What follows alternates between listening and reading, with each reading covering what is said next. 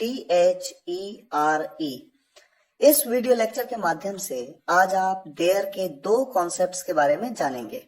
हो सकता है आपको इनके बारे में पहले से पता हो और ऐसा भी हो सकता है कि कुछ नई चीजें आपको यहाँ पर सीखने को मिले। तो सबसे पहले बात करते हैं कॉन्सेप्ट नंबर 1 की। Here there. हियर मतलब यहाँ, देयर मतलब वहां। एग्जाम्पल्स आपके सामने हैं।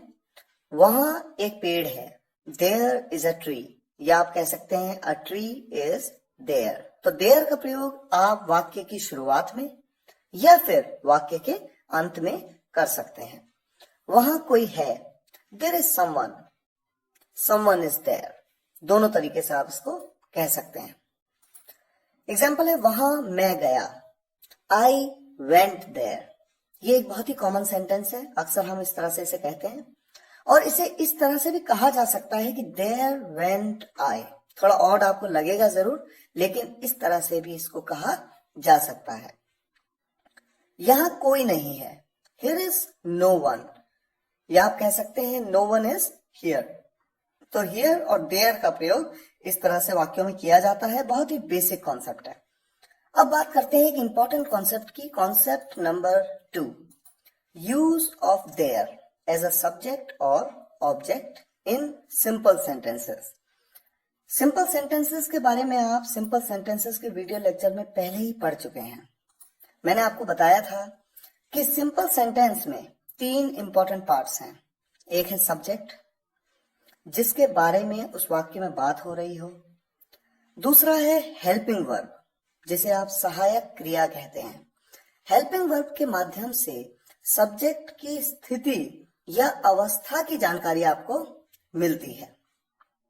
आपको यह पता लगता है कि सब्जेक्ट वर्तमान में है, उसकी बात वर्तमान में हो रही है, भूत में यानी बीते हुए कल में हो रही है, या आने वाले कल में होगी। और ऑब्जेक्ट वो है जिस पर सब्जेक्ट की स्थिति या अवस्था का प्रभाव पड़ता है, इफेक्ट पड़ता है। सिंपल सेंटेंसेस के वीडियो लेक्चर में हमने इस बात को डिटेल में समझा था। तो आइए देखें कि देयर का प्रयोग अब कहां पर किया जाएगा। अगर किसी सिंपल सेंटेंस में सब्जेक्ट और ऑब्जेक्ट में से कोई एक न हो, तो आपको उसकी जगह देयर का प्रयोग करना होगा, क्योंकि सब्जेक्ट और ऑब्जेक्ट तो दोनों होने चाहिए। मान लीजिए सब्जेक्ट है, ऑब्जेक्ट नहीं, तो देयर का प्रयोग कर सकते हैं। अगर सब्जेक्ट नहीं है, केवल ऑब्जेक्ट है, तो भी आप देयर का प्रयोग कर सकते हैं। देखिए एग्जाम्पल आपके सामने। एक राजा था। इस सेंटेंस में अगर आप देखें, सब्जेक्ट है एक राजा, अ किंग। ऑब्जेक्ट यहां पर कुछ भी नहीं है। तो जब ऑब्जेक्ट मिसिंग है, यानी ऑब्जेक्ट कुछ है ही नहीं, तो ऑब्जेक्ट की जगह पे देयर का प्रयोग आपको करना होगा, ताकि सेंटेंस पूरा हो पाए। तो आप कहेंगे अ किंग वॉज देयर।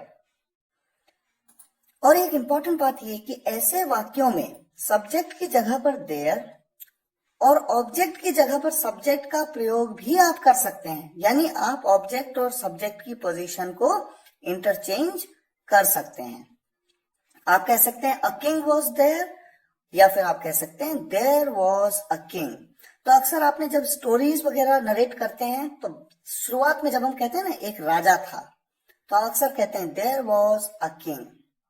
तो वहां पर वहां का कोई सेंस नहीं है। ऐसा नहीं है कि वहां, सेंटेंस में वहां नहीं है, लेकिन उसके बावजूद देयर का प्रयोग किया गया है, क्योंकि सब्जेक्ट या ऑब्जेक्ट में से कोई एक मिसिंग है। कुछ एग्जांपल्स देखते हैं। आपके सामने एग्जांपल्स हैं। एक नल है, इसे आप कह सकते हैं देयर इज अ टैप, या फिर आप कह सकते हैं अ टैप इज देयर। कोई है, there is someone, someone is there. लड़की नहीं है, एक सिंपल सा सेंटेंस, लड़की नहीं है, सब्जेक्ट है लड़की, लेकिन यहां पर कोई ऑब्जेक्ट ही नहीं है, तो आप कह सकते हैं देयर इज नो गर्ल, या आप कह सकते हैं नो गर्ल इज देयर। तो मैंने कहा कि सब्जेक्ट ऑब्जेक्ट की पोजीशन आप चेंज कर सकते हैं। एक बच्चा था, there was a kid was there.